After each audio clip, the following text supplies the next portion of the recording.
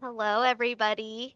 I am here with Chelsea today because Chelsea actually tagged me in a post and said, "Come on, anybody, AJ?" And then we had this conversation because Chelsea is one brazen human being, apparently, because hi, I'm asking questions to make sure that I have full clarity on what I need to do. Who knew it was Um, so easy to be brazen? I didn't know this. right? And we've decided that even though you didn't mean purposefully to be brazen, and brazen was spoken to you in a more negative context, we are choosing to look at it as what it really is, which is bold, audacious, and without shame. Because Word Hippo, thanks Word Hippo, we really like that definition, bold, audacious, and without shame. Because should we really have shame for asking questions and clarifying? And the answer is a big and oh. Not really. I like that it says audacious because, like my course and a lot of the things that I do is the audacity. So it's like to be audacious, I guess, in that sense. So I mean, it works then. I'm on brand, shall we say? Yes, totally on brand. Totally on brand. It works out perfectly. And now there have been, since the original post, there have been some updates that have happened. So could you tell us, for those who haven't already seen the post, tell us what happened? Because you're not the only person that this happens to. No.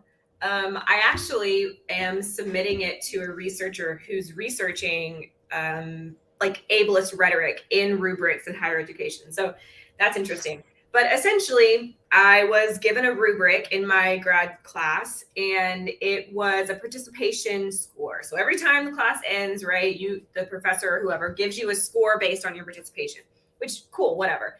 But this one said things like, doesn't look distracted. And I'm like, oh well, we've already we're done then. We failed. Just kick me out of the class. No more than 3 minutes late. Like 3 minutes late is a thing. Doesn't use technology too much. Like these things were just these broad statements. I use assistive technology. I always look distracted. Like these types of things, right? So I responded and opened it by saying, I am not, my intent here is not to like be combative, but I do need clarification. What do you mean? What are you looking for when you're looking for distracted? And I just broke all of the pieces down and asked, because if I'm going to be graded on that, I really need to understand what that actually means, and like how I'm being perceived. And yeah, so it wasn't super well received. I'm still actually fighting some of those, I don't want to call them battles. I'm engaging in those conversations still, but it was frustrating. I mean, because none of those things are like, you can't tangibly not look distracted. I don't know what that means. Right, right. Yeah, in your post on that one specifically, um, it says, the rubric says, does not listen attentively, may seem distracted or dazed, may be distracted by technology. And then your clarification request, um, the experience of ADHD or autism with ADHD can manifest as the things listed here. Inattentive, distracted, and or dazed can often be what is perceived. Things like fidgeting, oh my gosh, I'm doing that right now, yet I'm fully paying attention Right. and fully engaged. Things like fidgeting, doodling, holding a distant gaze, or keeping relaxed facial muscles are all factors that a professor could perceive of me. However, they are indicators of focus, engagement, or self regulation. I feel like that's pretty neutral language, right? That doesn't seem combative. Absolutely. I think I was trying to write in a very like, here is the information that exists kind of thing. Mhm. But I don't know. The one that was also really hard to me was it said like one of the negative things is does not make an effort to use classmates' names, and I was like, oh boy, like how are you judging effort? What does effort look like? I don't know what that means because maybe I'm internally trying to remember their name. Maybe I've written it down. Maybe I'm never going to remember someone's name because that's Right. probably the accurate run. And Right. like how I'm going to be graded on whether or not I put effort into remembering another student's name. Like none of these things make sense, and I'm very confused by them. That is exceptionally confusing. Like, how do you know how much effort I am putting in? If you had any idea how much effort I am putting in, You don't even know the effort that it's taking to exist in this space right now. So that's right? like, I don't know how to present that. So that was really Yes. my biggest question. Like, if you want me to mask like this, I could do that for 3 hours a week. I can mask in the way that you're asking me to mask. But what I need to know is how are you asking me to mask? Because this Yeah. isn't Which one really of these masks that I have yeah, should I be wearing? a participation rubric, in my opinion, is arguably a definition of how they want you to mask in that moment. So if you're going to tell me to mask, I would like for you to do it specifically because this makes me, I get very confused by it. And I Right. even closed it by saying my intention is not to challenge the rubric or you, because I'm not here to change the world, but to better understand how to meet expectations and to provide you information about me. Right. But people don't like that because what happens is they don't think about the rubric, right? When people put these rubrics together, sometimes they're using somebody else's rubric. Sometimes it's something that they've gotten offline. Um, they're meeting the expectation of the system that they're Right? in. But often they haven't asked themselves, why am I putting this here? What is the purpose? Or I posted the other day, I don't know which day because days aren't real, but I posted the other day about how, like, I will only ever experience the world as a white, autistic, like, I will never be able to experience the world as a different human. So I have to work really hard to consistently learn and understand because I never will understand the experience of someone that is not a white, autistic human. Like, that's all I'll ever be. And so, in my opinion, it is like a responsibility of our existence. I know that sounds super heavy, but this is my opinion to work and learn to understand other people's experience of these things. So, like, if you've always said doodling is being distracted and never asked that question, that's where I don't understand. That's Right. that's where I get stuck in that. Shouldn't there be a question there of could doodling be something else, or is it only ever going to equal distraction? That Right. confuses me. Right. What are all of the different reasons why somebody may doodle? And let's be honest, okay? This is a college class A for grad level adults, class. a grad level class for adults. Yeah. So, if somebody chooses to doodle and not pay attention in your class, that is 100% on them. They're paying for this. This is their, so unless they specifically need some help, this isn't something that should be graded. Who cares? I literally would sit in class and crochet. Yeah. Like, I'm sitting here, I'm not crocheting anything specific, I'm just crocheting. And Yeah. in my classroom, I had things in there where students could crochet. I Mhm. would invite them to come to after school programs where I would teach them how to crochet, Very, very. I right? mean, we know as so here's a larger structure issue that I have. I have many, but I won't go into all my soapboxes, okay?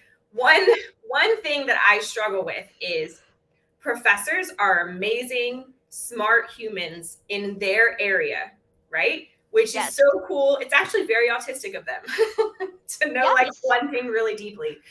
What I don't understand is why professors aren't given more like teaching strategies, classroom management, how to engage, because we know, like as an educator, I know that parallel play, like learning side by side and not having to face each other, is going to give you a better outcome of engagement and retention than direct lecture, right? And that doesn't go away when a person gets older. So, like, these types of things seem readily available and Right. accessible, but not being used when we get into higher education very much confuses me, and I don't understand it. But I don't understand a lot of things, so it's really fine. Right. I mean, it is, but it isn't. Scott came on and said, "Doodling helps me pay attention." Yeah. Exactly. And that's what you're talking about. Like if these professors knew and understood that doodling has many different ways in which it can be utilized, Mm-hmm. then it wouldn't be such a big deal and they wouldn't need to waste time having something like that on a rubric. Well, Now, go ahead. I don't think this is just for higher education though. Oh, yeah. In my experience, there are certain grade levels where all of the sudden the expectations change like that. So, for example, going from third grade to fourth grade, there are Mm-hmm. these huge expectations of not only their skills, but of their mental age, if you Mm-hmm. will. It's like, oh, you went from third grade to fourth grade. All of a sudden, you're grown up at this level. Yeah. And it's like, wow, that's brazen. I And not in the good way. no, Because no. come on, human beings, we're not all the same, and development, and we know that development is different, and Yeah. personal experiences and all of these. So it happens throughout where people just have these expectations of who you are as a human being based on your level, whatever that is, your age or your grade or Yeah. Yeah, I and mean, we know developmentally appropriate practices are not linear. They do right, not go here like this. They go up and down and back and forth, but that's harder to track. And it's interesting, this conversation, when I first started doing LinkedIn Live and podcasts or whatever, it was called What Could Go Wrong. And these are the things we talked about, was like education and the structure inside of it, and all of that. The first podcast I was on was called Overthrowing Education. And excellent. that's like the concept of this whole thing, is that just I don't understand why it gets lost in there. Because like even when I close this, because she was talking about being using technology in a a distracted way or whatever, right? And so I specifically said I use my smartwatch to monitor possible panic attacks. So I watch my heart rate and those types of things. It'll ding at me. I use my computer as a buffer when experiencing overwhelm, which is actually written into my diagnosis structure, right? Like having that buffer is a tool that is given to people with ADHD and autism, whatever. And then sometimes I put my earbuds in just to decrease background noise, because if they're talking, I don't know what you're saying. Right. And so those are the things that confuse me, that as we're talking about, in my mind, those are not accommodations that need to be like written into the structure of an IEP and then given. Like, these are general things that people, even without diagnoses, would engage in as a way to engage in the classroom. So like this whole like authoritarian approach to, you will engage this way and only this way, and this is what engagement looks like and it looks like nothing else, is very confusing to me, that it still exists inside of that structure. And I don't really understand it. But I did follow up. You want to hear the follow up? I totally want to hear like what has happened since then. Well, so I never look at my grades. Okay. I figure that if I fail, someone would tell me, right? Like I have no interest in logging in and looking at my grades. Okay. I don't need that stress. I have my own. Well, for this, I did log in and look at my grades, specifically around participation grades, because I don't usually get participation grades in my other classes, just this one. It's the only one I've really had it in. So in my participation, I have like a 54 in participation grades, right? I don't know that I've ever had a 54 before, and it's very confusing to me. One of them, I have 2 zeros for when I was traveling for my grandmother's funeral, by the way. And then I have a 60 for when I was 3 minutes late. And then I have a 40. This one I'll keep because I was 30 minutes late because time's not real. And even though my calendar said the class started at 5, I got there at 5:30 and I was like, oh, like it just doesn't exist in my brain. So I'll keep that one. But I followed up about the zeros for my grandmother's death. And this was adamantly no, that is an unexcused absence, which baffles my soul. And so I kept just asking clarifying questions. And then then I was emailed and asked, well, can you go ahead and send me your grandmother's obituary? And I was like, to prove your absence verification. And I'm thinking, like, at that point, I'm pretty sure my PDA kicked right off because I'm like, but there's also, that is not trauma informed. No, Like, you not are at all. asking me to dig into that to verify my absence for the death. Like, I get that there are likely many people who use death in the family to get out of certain things or whatever, right? But there has to be some sort of structure. Like, I have now been fighting with this for several weeks and having to revisit my grandmother's passing over and over inside of this conversation, which just confuses me. And why are we putting that friction? We're here to learn and do the thing. Right. That has absolutely nothing to do with this thing. So we could be putting these spoons to this thing, and yet we're not. So I sent an email to Access and Accommodations, and this is what it said, right? It says, because of my inability to receive any access or accommodation support due to not proving that my diagnoses, which were submitted, create any functional limitations in my experience as a grad student in a neurotypical environment, I am solely responsible for finding ways to work with professors and support myself. This creates another level of challenges in addition to the disabilities I already experienced and the rigor of grad school. The most current example is me spending too much time to create space for a professor to not decrease my participation grade for being 3 minutes late. As someone with a service animal, 3 minutes is one bathroom stop. I understand there is nothing you can do because of the restrictions you already have shared with me. The intent of this email is simply to share a small example of the experience of an AUDHD student who is also healing from diagnosed PTSD and has a service animal on the campus at the school without support from you. And that was what went. And the response was, I appreciate your feedback. Let's have a follow-up conversation regarding the accommodations you've requested. And I said, okay, do you have a scheduling link? And she said, no. The Access and Accommodations Department, you have to call to make an appointment because they don't have a scheduling link. That's a different conversation. But that's where I am in this. And the frustration is just that we're using all of these spoons to fight about these things when I am here to do these things. And you guys, the professors, are actually here to do these things. So this doesn't make sense to me. It's also a huge cognitive load, right? Like, that's absolutely not cool either. So that's where I am. Yeah, absolutely. And that's really the thing. And it doesn't matter whether it's grad school, whether it's work, whether it's something with your family. These are the things, people have these expectations for others of how they should expend their energy and of what that looks like. Right. And it's like, but actually, we have a common goal for this thing to get accomplished. And I am accomplishing this thing. Yeah. And yet you are grading me or judging me or giving me an evaluation on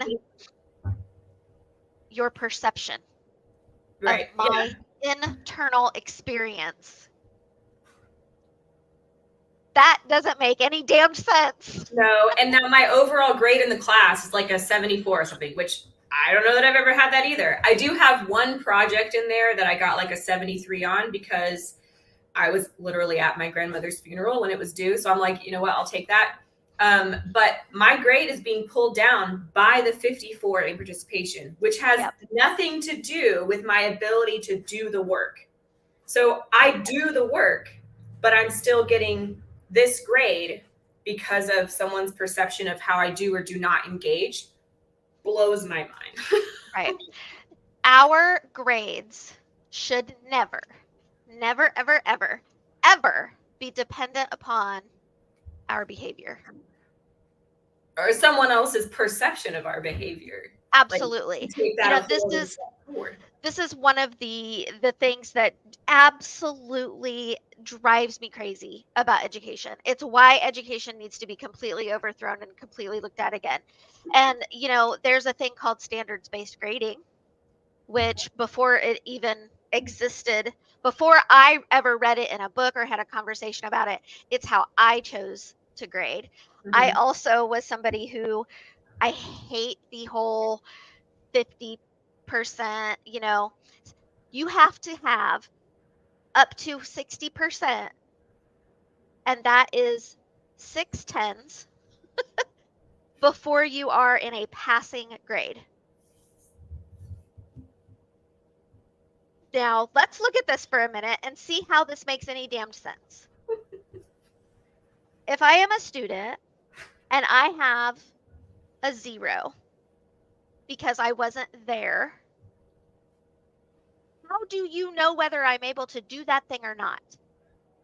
Leave the gradebook blank, and blanks do not count as zeros. A, a blank is data in and of itself, Mm-hmm. which means that they have not seen any proof that I am able to do this thing, Mm-hmm.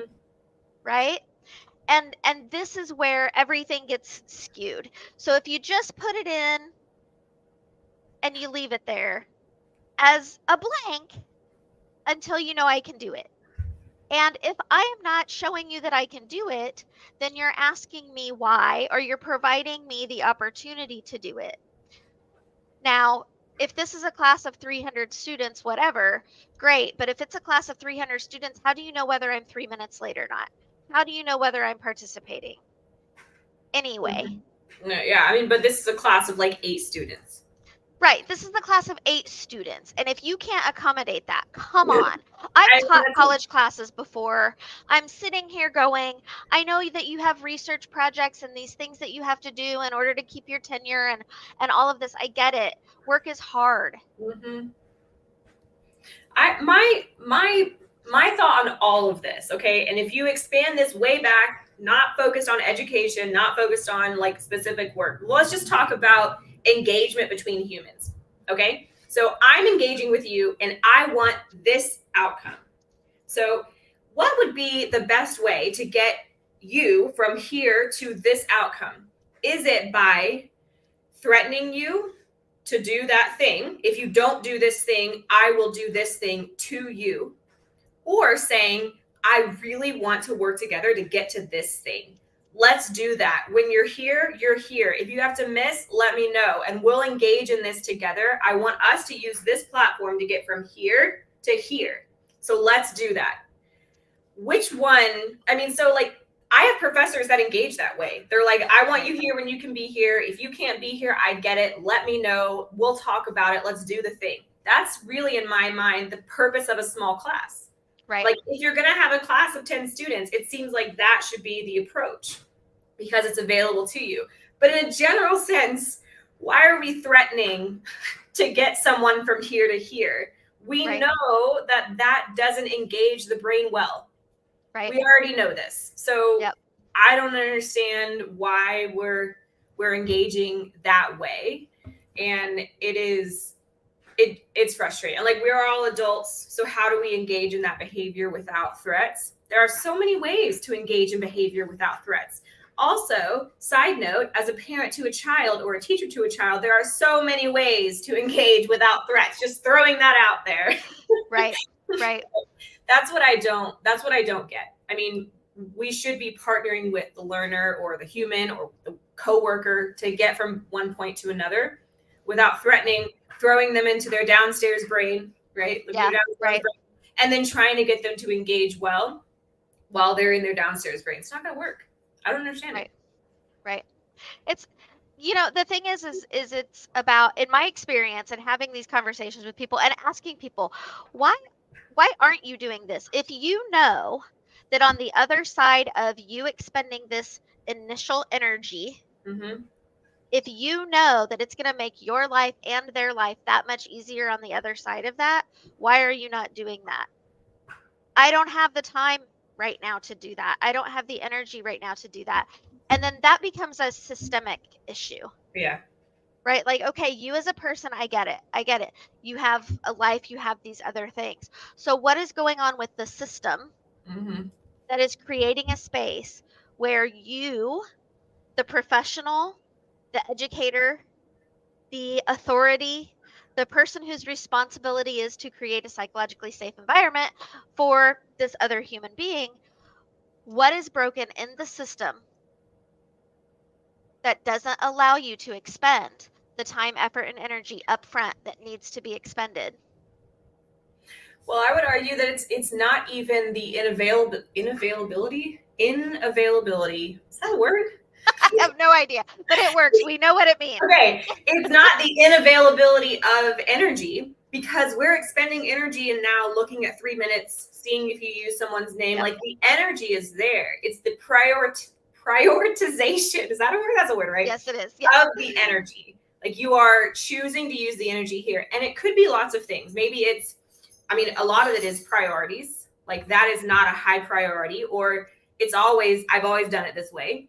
It Yep. works this way. Like if one student every 5 years asks these questions, then the data shows me that it's working, right? Right. That one student, we have a fail rate and they're meeting that standard, right?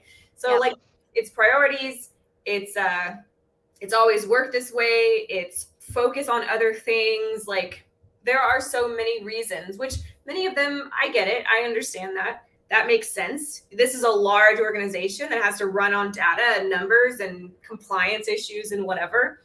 But I still feel like this is not, you don't have to put funds towards this. This is not a way to, you don't have to change your budget. This is like, in my opinion, this is easy. But, I don't But know. I think it's to just, them, they have to change their energy budget. right. They don't recognize that they are spending so much extra energy having these conversations because they didn't spend a little bit of time Mm-hmm. at the beginning. If they would have spent that time at the beginning justifying to themselves, why is this here? How does this matter? Does this actually make a difference to these students? Right. Um, Without this rubric in place, are my students more likely to fail? Yeah. Like, these are the questions that they should be asking themselves I think because even if that's what's missing. Yeah, but even if they don't intentionally engage in those questions when they're going into a class, like their rubric works, their syllabus is what it is, let's just do the thing, right? That's cool.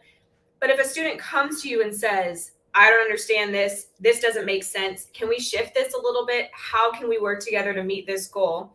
Then in my opinion, it would make sense to engage with that and kind of dynamically shift some of those spaces. And I've worked with professors, most of my professors engage in that way. Right. But it's these that come back and say no because the rubric says, like, I'm quoting back to you 3 minutes late, right? Like that's where it gets kind of, why aren't we dynamically shifting? Even if we're not going to change, you don't have to change anything really. Keep your rubric, Right. but dynamically allow the student to engage. Same amount of energy as grading every 3 minutes. Like these are the things I don't understand. These are my questions. I have so many questions. Yeah.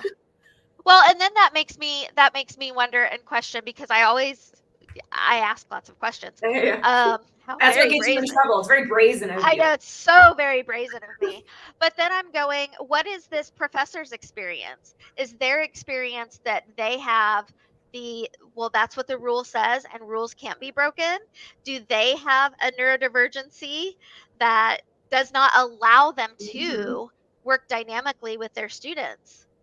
It's always And a if that's the possibility. case, right? If that's the case, then that needs to be addressed as well, because Yeah. their experience as a professor in a world that is changing and having different expectations of what education looks like is going to be hostile almost, right? That may feel hostile to them. Yeah, and I think that's why, like, I am not reserving anger towards this specific human, right? Right. Because I Absolutely. don't know this specific human's experience. I also don't know this specific human's trauma, right? If they've been a professor for 20 something years, maybe they've engaged in shifts that then created problems that they had to address, and they're like, I don't know that. I don't know Right. what their traumas and their experiences, what all has accumulated to this point.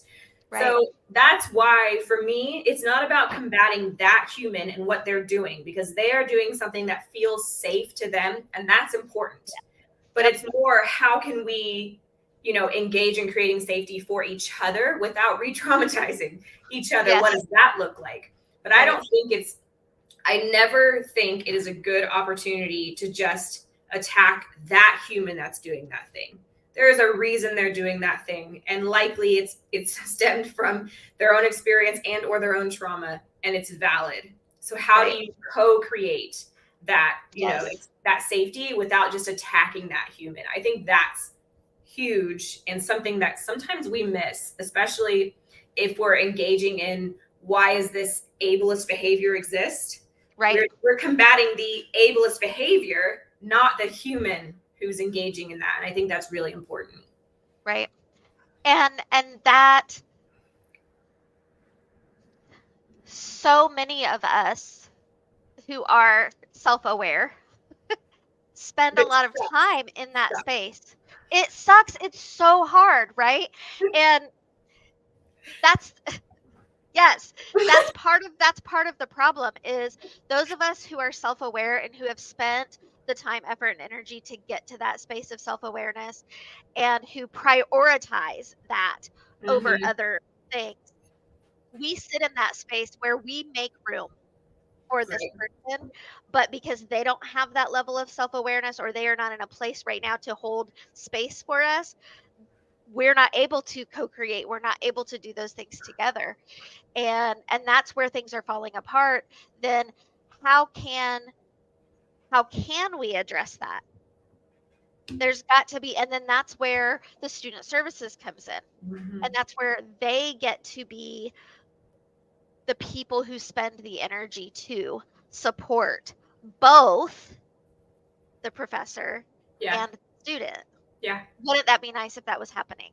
Yeah, I mean, there is an interesting structure inside of all classrooms, but like in this case, higher education classrooms, there's a power dynamic, right? Yes. So, like, you're having to kind of hold that power dynamic while advocating for yourself, while all of these things. Like, it is a complex experience, and both people, both the teacher and the human, the student, are experiencing different things, and both of their experiences are valid. And that, to wrap it all into one, is where trauma informed engagement comes in. Right. Like, Right. that is, in my opinion, the basis of so many of these things. If we could start with trauma informed engagement, then all of Right. these things can kind of be built off of the top of it. But if we don't have that piece, it becomes much more challenging. Yeah. Which means that the people who are in, you know, as you say, it's a power dynamic. So the Mm-hmm. people who are at that space of having more power, Mm-hmm. I get all when it comes to power dynamics anyway. This person who is given more power in this situation, now they have to expend, again, time, effort, and energy to become trauma informed. Mm-hmm. And is the system providing that space or are they having to do that on their own? Yeah. Or do we Right? understand? We have a full understanding of trauma informed. People hear trauma informed and they're like, that's going to be a huge undertaking. This whole big thing. And while you can engage in it that way, you can also engage in it like this way. Like, there Yes. are tiny ways to engage in creating a trauma informed environment that require no money Yep. Yep. and no extra time, just the time you're already using. I mean, those are the trainings that I most often do with educators. It's like, Yep. here are 3 changes in your language to create a trauma-informed environment and start that moving forward. It is so much simpler than people feel like it is, and I think that's a big barrier for engagement. Yeah. Trauma-informed environment sounds scary. But It it's not. does. It does. People get so scared and afraid of that, and then they become resistant, and it's not my job to do that. Well, Yeah. yes, it is. It's everybody's job to do that. Yeah, I It, agree. that's all that means is that you recognize that this is a human being Mm-hmm. and treat them as such. And their experiences matter. Like, Yes. that's really the basis. This is a human and their experiences matter. Cool. Now what? Yes. Now what? Um, it's it seems like the golden rule does not apply. It seems like the platinum rule definitely isn't applying. Um, and at some point it has to. Yeah.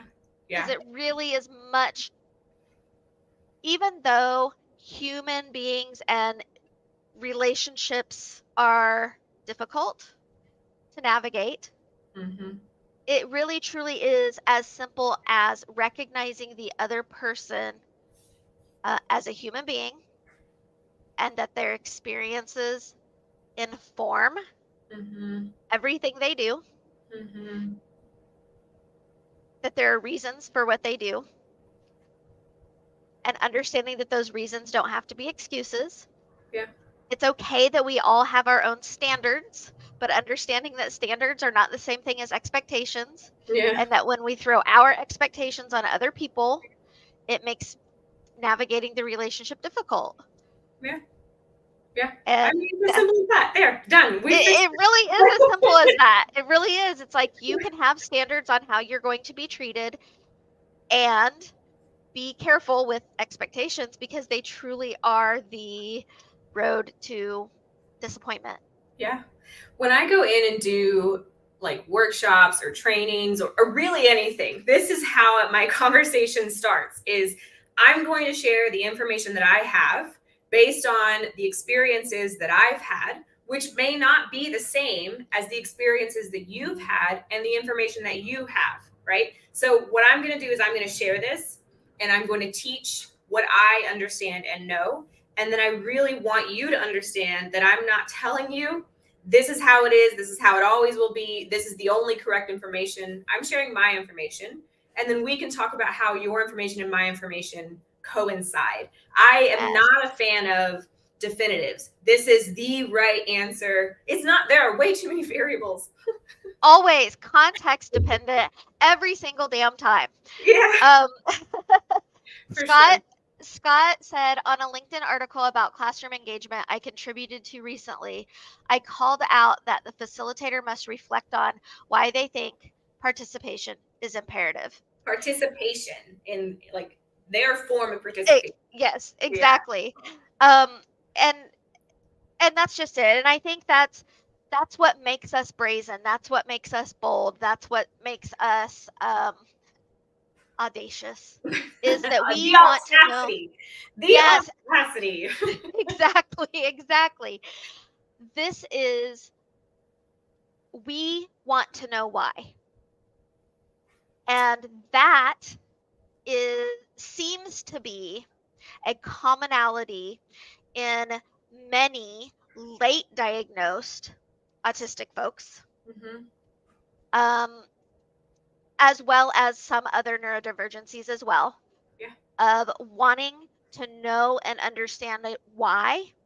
And in order for us to engage in whatever it is, we need to know that. yeah. I think in my case, all right. So in my case, I think a lot of that stems from I spent most of my life, 32, 33 years, I don't know, time's not real, before my diagnosis, not asking why. So if they say participation looks like this, then I will kill myself Yeah. creating this form of Yes. participation. Literally, I mean, we all have the tattoo like to Yeah. to prove Yeah. I will hurt myself to create this because I'm Yes. told that's what it is. Right. And I think once you kind of get on the other side of this late diagnosis concept, or however you're dealing with your own, questions or whatever, then you have to ask, because if you don't ask, you will hurt yourself trying to create it. So Yep. it's either you create the friction at the beginning together, like you have to, there are pains associated with asking these questions. Yep. But you know, or I know that those pains are going to be less than the pains that would exist if I hurt myself to create that expectation of participation. And you have to kind of decide, which Right. pain are you going to go with? And that's a hard choice sometimes. But I mean, I know that I've literally almost killed myself trying to create these things, and I don't want to do that anymore. Whereas, and yeah, I don't want you to do that anymore either. I don't want anybody to do that. Whereas that pain doesn't need to be there Right. if we had a change in the narrative. Mm-hmm. If asking questions is the norm. Yeah. George Carlin did this great stand up on education, and I love George Carlin um, for for many reasons, but because of some of the conversations that he had around education. And Yeah. he specifically talks about parents as well as teachers, those in authoritarian positions. Authoritarian or authoritative? It doesn't matter right now. Move on. Um, People in those positions do not like it when somebody asks the question why. Mm-hmm. If we change the narrative and we make it normal and we Mm-hmm. normalize asking questions and Mm-hmm. we look at and we start telling people be brazen, be bold, be audacious, have the audacity to ask the question. Yeah. That takes away that pain Yeah. because now they're being encouraged to do so. They're being rewarded to do so. They're being taught to Mm-hmm. do so. In my classroom, I gave my students points. Mm-hmm. I Yep. gave them all kinds of accolades. It was part of the classroom culture to ask questions. Oh On yeah. the very first day, I said, you have the right to ask me why Mm-hmm. for anything I ask you to do. Mm-hmm. And I promise you that if I don't have a purpose for it and I can't tell you the purpose of it, you don't have to do it. Mm-hmm.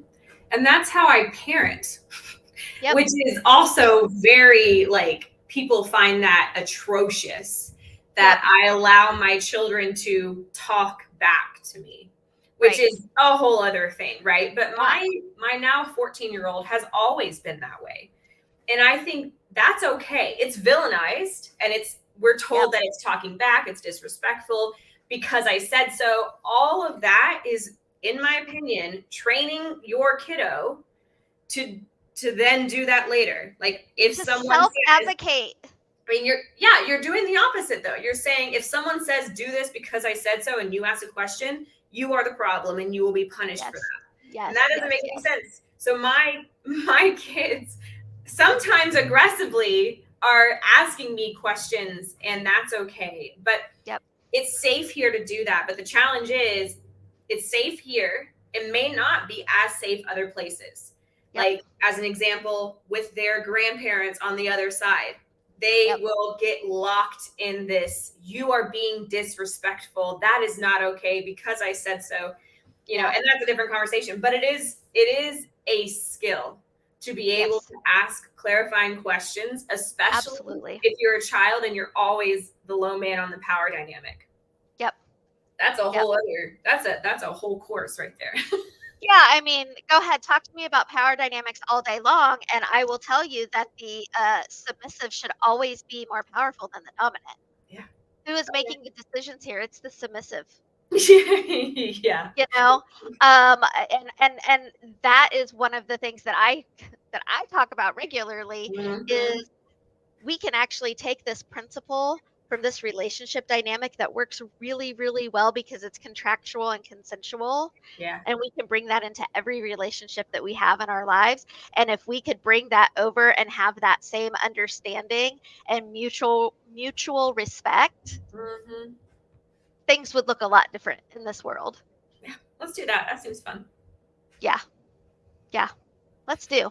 We should do a whole live on that conversation where we talk about power dynamics and what they could look like if we could if we could do them the way that they're supposed to be done. Oh, totally. Yeah. You know, Yeah.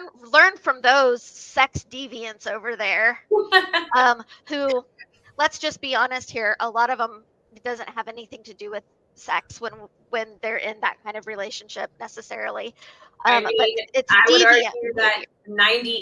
99% of them are neurodivergent. So Yeah, just I mean, throwing that out there. there's a reason why I got to the place that I am now doing the work that I'm doing, because who was I working with? Most of my clients were Mm-hmm. queer Mm-hmm. and neurodivergent. Oh, yeah. And that led me to this space of, we need to have an organization that is understanding what neurodivergence means Mm-hmm. and how it affects multiply marginalized individuals, Oh, yeah. folks who have multiple intersecting identities. Oh, the intersectionalities are insane. But that's Yeah, a huge focus that I do. Like I have a workshop coming up next week with a nonprofit here called LGBTQ Saves.